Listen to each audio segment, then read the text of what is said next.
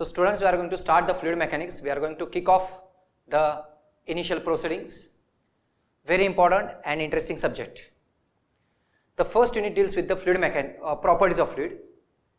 It deals with the basic concepts and terms. इंजिनिअरिंगशी related जे काही आपण फ्लुइड्स बघतोय त्यांच्याशी असणाऱ्या ज्या टर्म्स आपल्याला आता फ्रिक्वेंटली वापरायच्या आहेत, अप्लाय करायच्या आहेत, अशा सगळ्या टर्म्स तुम्हाला इथं व्हिज्युअलाइज होतील. सो आपण पहिल्यांदा डेफिनेशन पासून सुरुवात करूया. सब्जेक्टची डेफिनेशन, त्या सब्जेक्ट मधल्या डेफिनेशनचा परत sub definitions. I will start with the definition of fluid.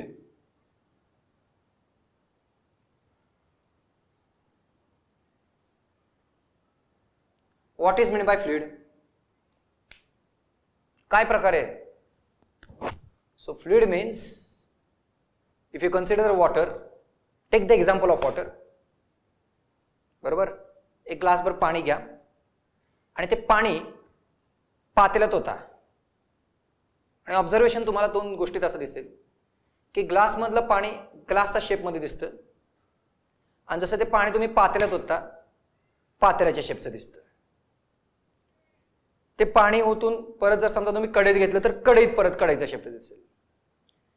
म्हणजेच त्याची एक प्रॉपर्टी अशी डिफाईन होते, अ substance which is capable of occupying the shape of the vessel in which it is contained.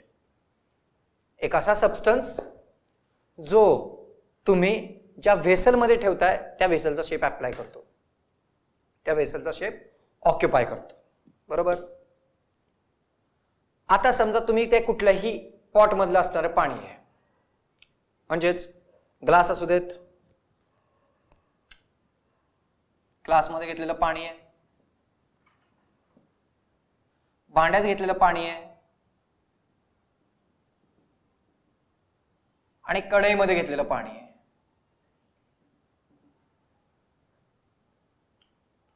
या तिघांचं वैशिष्ट्य काय? हे तुम्ही उलटे केले की पाणी व्हायला सुरुवात होणार. म्हणजेच काय? It is capable of flowing. Fluid, it is a substance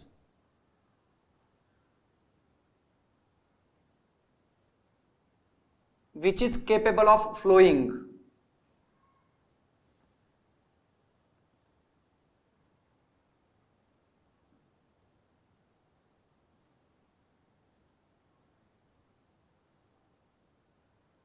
आणि याची दुसरी एक स्पेशालिटी अशी आहे जी आता आपण बघतो.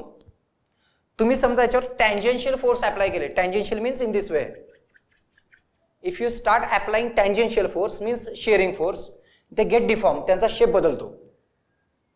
शेप बदलतो म्हणजे काय?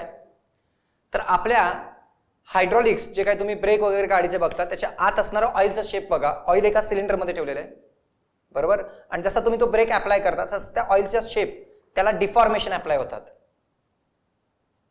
मग अशाच पद्धतीने जर विचार केला तर इन द सेम वे त्याची दुसरी डेफिनेशन आपल्याला तयार करते ते fluid is a substance.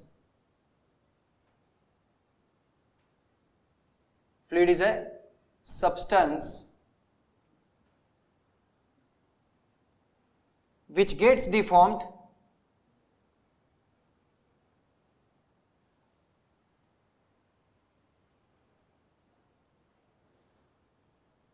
under action of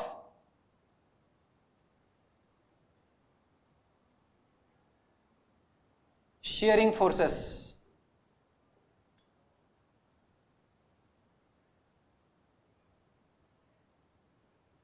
Under action of shearing forces. Shearing म्हणजे कुठले आले?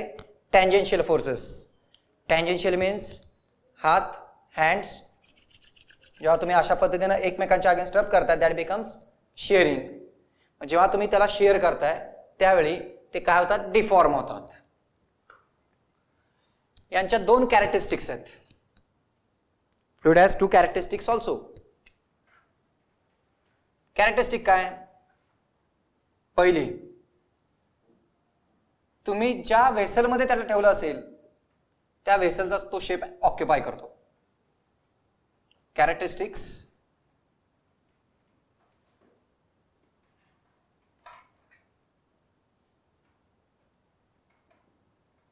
First, fluids occupy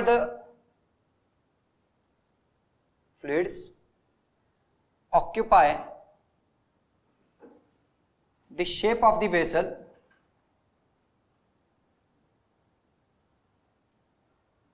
in which they are contained.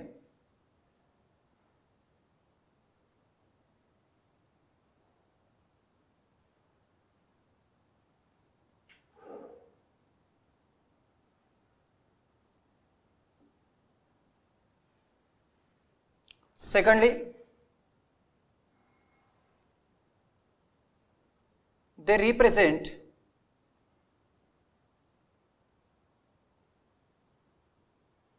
a homogeneous, uniform, homogeneous अर्थ काय?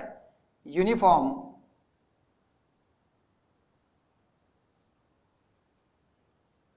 and continuous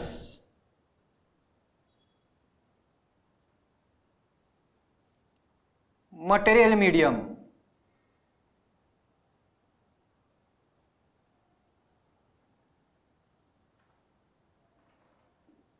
पाणी बघा ना, पाण्याचं एक्झाम्पल आता डोळ्यासमोर ठेवा फक्त, बस बाकी काही करू नका.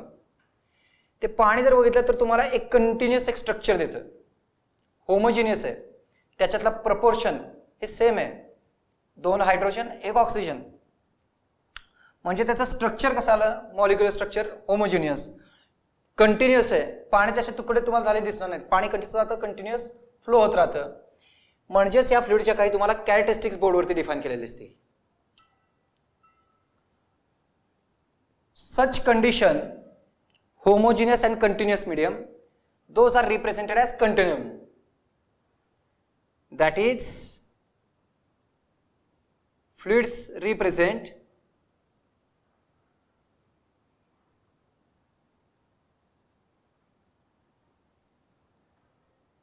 continuum condition. Continuum means homogeneous and continuous.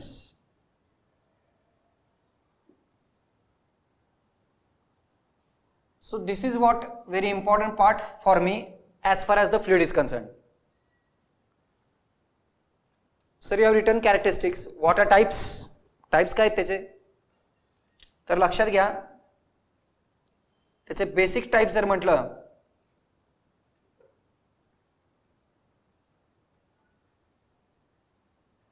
types of fluids, first liquid, second gases.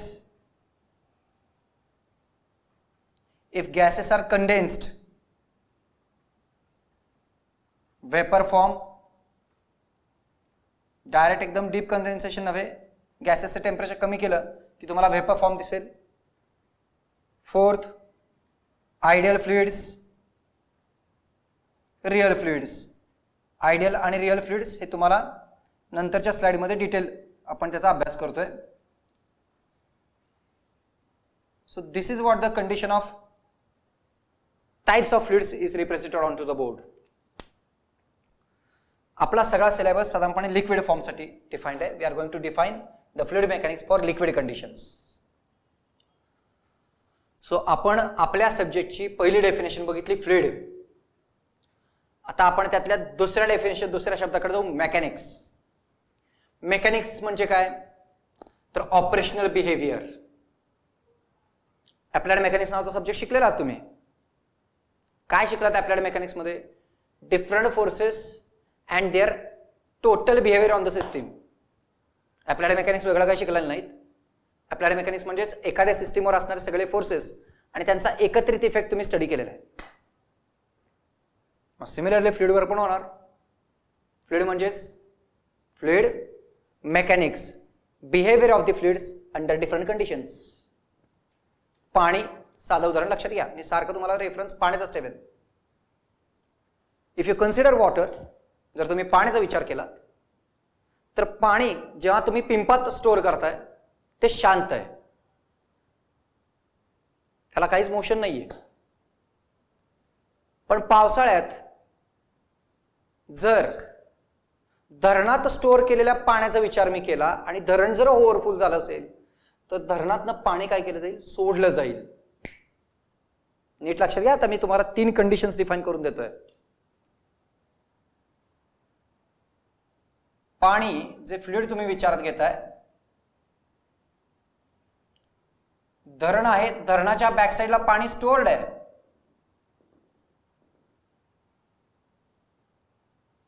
Store केलेलं पाणी आहे, काहीच त्याला नाही. मग तिथं असणारा त्यानं काहीतरी फोर्स, काहीतरी एक्झर्ट केला असेल, तो या भिंतीवर येणार आहे.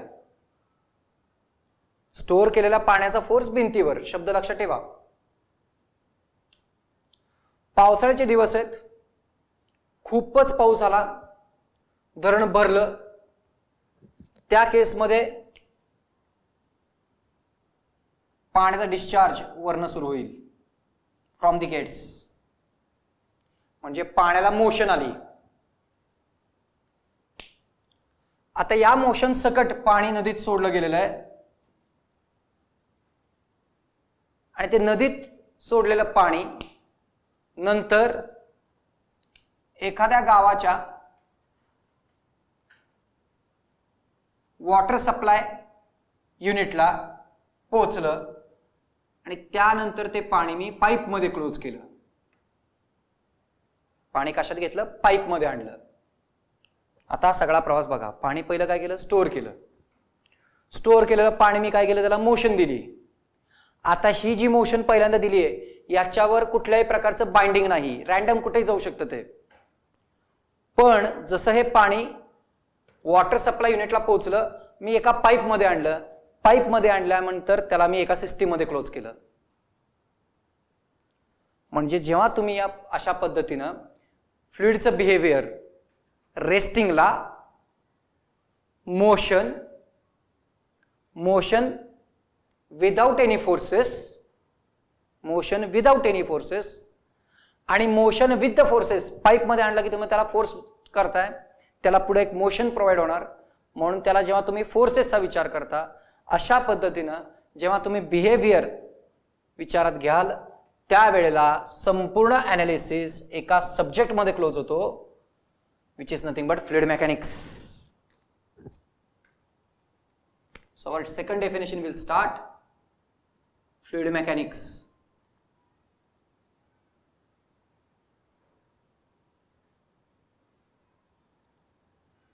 It is the branch of engineering science.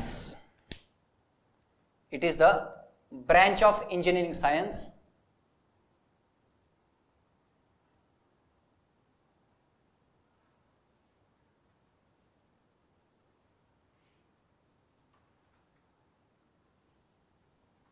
which deals with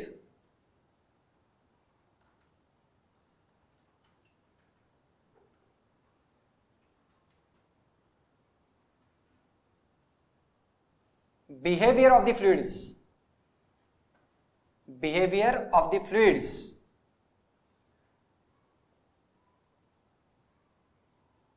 मग आता ते फ्लुइडचं बिहेवियर कुठल्या कंडिशनला? At rest or in motion, or in motion. Mechanics जसं मी सांगितलं, बिहेवियर तो दिसेल कोणाचा? फ्लुइडचा. कुठं? रेस्टवर किंवा मोशनमध्ये.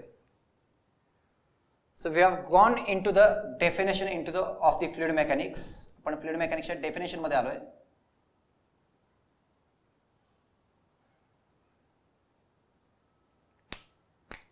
याच्या 3 ब्रँच असतात.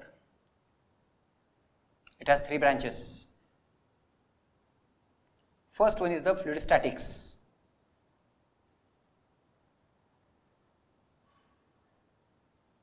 Fluid statics. What is meant by statics? Steady, rest, काही नाही. Statics deals with the fluid which are at statics. Fluids static deals with the fluids which are at rest, no motion. Deals with fluids with no motion, that is at rest.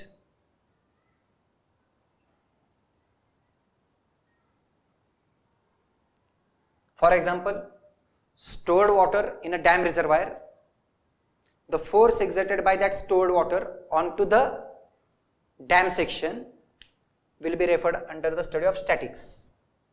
धरणाच्या भिंतीवर store केलेल्या पाण्यानं जो काही force exert केला असेल तो कुठेही स्टॅटिक्स मध्ये येईल. Secondly,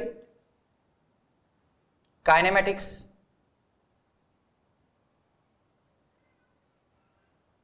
Kinematics means study the motion of the fluid but without any force involving.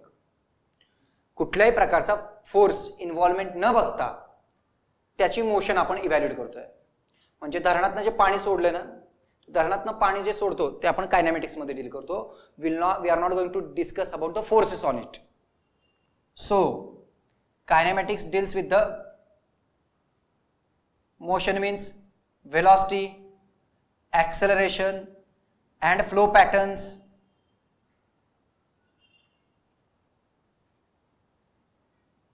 of the fluids without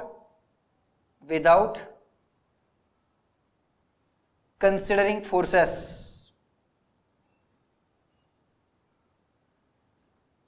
force बघायचेच नाही तिथे, causing them.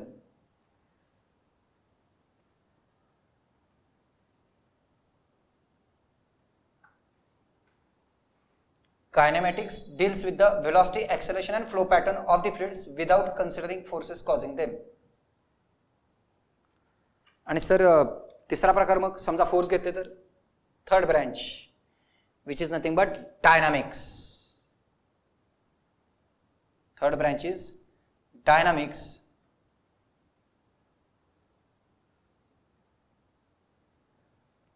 It deals with the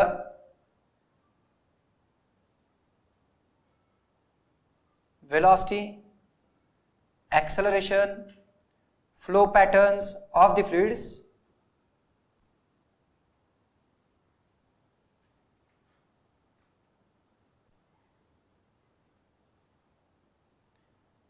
by considering the force involvement.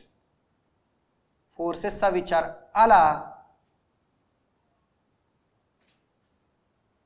म्हणजे फोर्सेसचा विचारला म्हणजे sir कुठले force, तर लक्षात घ्या pressure force, kinetic force, datum force. तिथे असणाऱ्या फोर्सेस, एनर्जीज यांचं इन्व्हॉल्वमेंट तुम्ही इथे विचार घेता.